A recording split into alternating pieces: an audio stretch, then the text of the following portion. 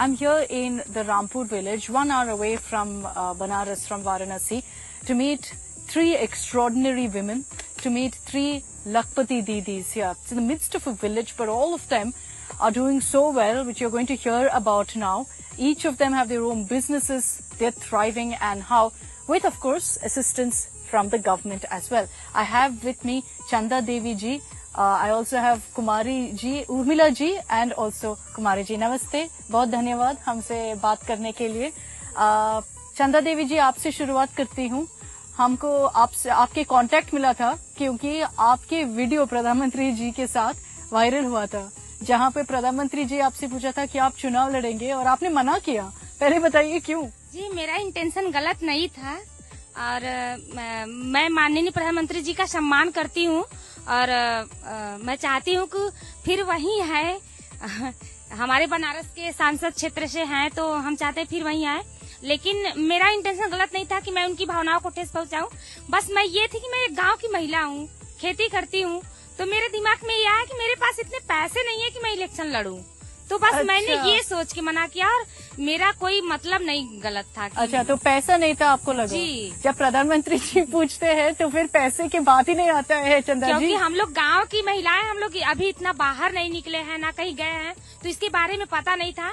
हम लोग बस गांव का ही चुनाव देखते हैं. अच्छा. तो ग्राम प्रधान के इलेक्शन में देखते हैं बहुत पैसे खर्च होते हैं. हाँ. तो वो तो सांसद का चुनाव है. मुझे लगा वो करोड़ों में जाएगा. फिर तो फिर सही है वैसे. जी, तो मेरे पास इतने पैसे नहीं है. आप तो एक लखपति दीदी हो चंदा जी, क्या काम करते हैं आप? पहले तो लखपति का अभिप्राय ये है कि जो महिलाएं एक साल में 1,30,000 के लगभग अर्न करती हैं, कमाती हैं पैसा, उनको लखपति दीदी बोला जाता है.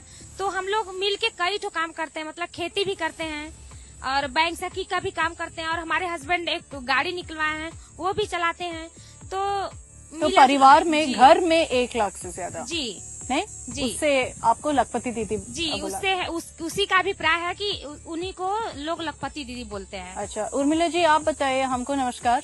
आप बताइए कि आपको क्या फायदा मिला है ये लखपति दीदी या जिस स्कीम सरकार से? स्कीम सरकार से हमें ये फायदा मिला कि समूह के जरिए जो भी पैसा हमें मिलता है, अगर हम कोई रोजगार करना चाहती हूँ, अगर पैसा नहीं है हमारे पास, तो समूह के जरिए से मैं 1,50,000 लेकर उसमें दुगुना इनकम कमाए, तो उसी के लिए हम लोग लखपति दीदी उसको कहते हैं. और जिस कार्य में हम पैसा लगा रहे हैं, अगर वेतन बढ़ रहा है, जैसे मान लीजिए मैं एक मैजिक ली और मैजिक के सहारे मेरे पति कार्य कर रहे हैं, रोज का 400, 500, 600 बचत हो जा रहा है, तो उसमें हम आगे बढ़ ही रहे हैं और इसका ब्याज थोड़ा थोड़ा दे रहे हैं.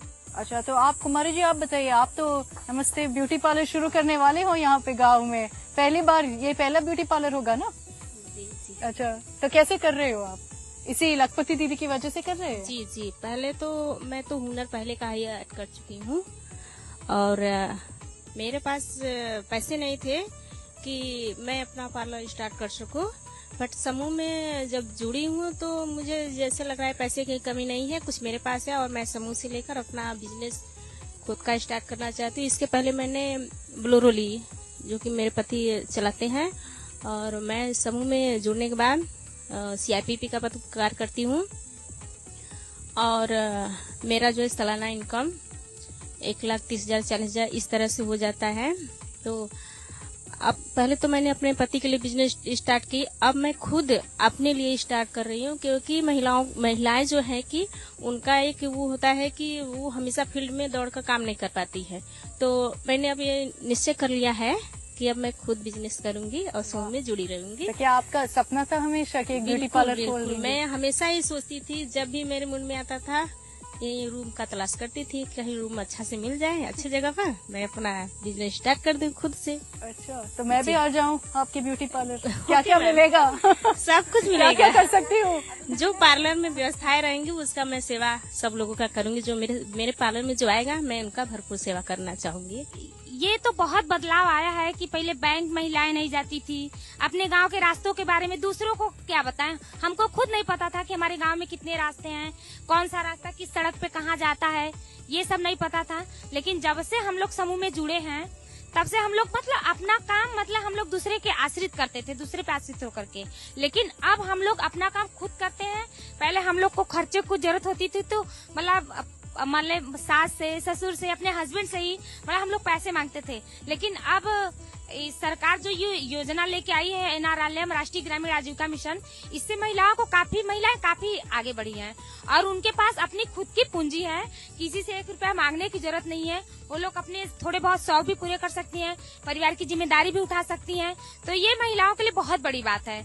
पहले तो महिलाएं सच में नहीं निकल रही थी। चंदा दीदी बोली ना कि महिलाएं नहीं निकल रही थी, अब तो ऐसी महिलाएं हो गई कि एकदम से हर फील्ड में जा भी रही हैं, अपना कार्य खुद कर रही हैं। महिलाएं आगे बढ़ रही है और पुरुषों के तो कोई जवाब नहीं है कि कहाँ है वो लोग। अरे हाँ, सब इक्वल हो गए ना। कुंवारी जी आप बताइए, जब आपको ऐसे पैसा मिलता है, जब आपको पैसे की जरूरत है और आप अभी सरकार से ले सकते हो, कितना टाइम लगता है आपको पैसा मिलने में? दिक्कत है? नहीं, बिल्कुल दिक्कत नहीं है। हम तो जब कहें अपने समूह के दीदी को इकट्ठा करेंगे, बैठन करेंगे, दीदी देखिए मुझे इस काम के लिए इतना पैसा चाहिए। हाँ दीदी ले लीजिए, आप काम करिए ना। कोई भी ऐसा हो समूह में जो मतलब कि आसान से मिलता है। हाँ, बहुत आसान से मिलता है। और दूसरी बात यह है कि पहले तो हम अपने अगल बगल के लोग को ही नहीं जानते थे, लेकिन अब हमको जो है कि लगभग 9-10 गाँव की महिलाएं जानती है। और जब वहाँ पहुँचते, अरे दीदी आ गई, कुमारी दीदी आ गई, बच्चे से सेवा सत्कार भी होता है। कोई मैडम कहता है, कोई दीदी कहता है। जिनको मैंने कभी देखा नहीं था, आज वो लोग मुझे बहुत ज्यादा सम्मान देते हैं। इसलिए मैं समूह में जुड़कर बहुत प्रसन्न हूँ। जो भी सरकार आता है उनसे आपको कुछ मतलब विश है कि ये कर ले हमारे लिए? जी, जैसा जी चल रहा है वैसा ही चलना चाहिए और महिलाओं के सशक्तिकरण के लिए और भी कई सारी योजनाएं आने चाहिए। मैं रिक्वेस्ट करती हूँ किसी की भी सरकार आए, लेकिन महिलाओं के सशक्तिकरण पे और काम होना चाहिए। This, ladies and gentleman, is real sense of empowerment in its truest form. You see all these women so bold, so confident and working on their own today, on their own feet, courtesy the help of the government. बहुत धन्यवाद हमसे बात करने के लिए। आपके बहुत अच्छा गाँव है, मेरे को बहुत अच्छा लगा यहाँ आने से। आइएगा फिर। बिल्कुल 5 साल के पहले आ जाऊंगी। पर्सनली मिलने, विदाउट कैमरा आकर मिल लेंगे, थोड़ा चाय पे बात। और हम लोग का बहुत स्वागत है आप लोगों का। जब भी आएंगे तब भी स्वागत होगा। अरे बहुत अच्छा, थैंक यू।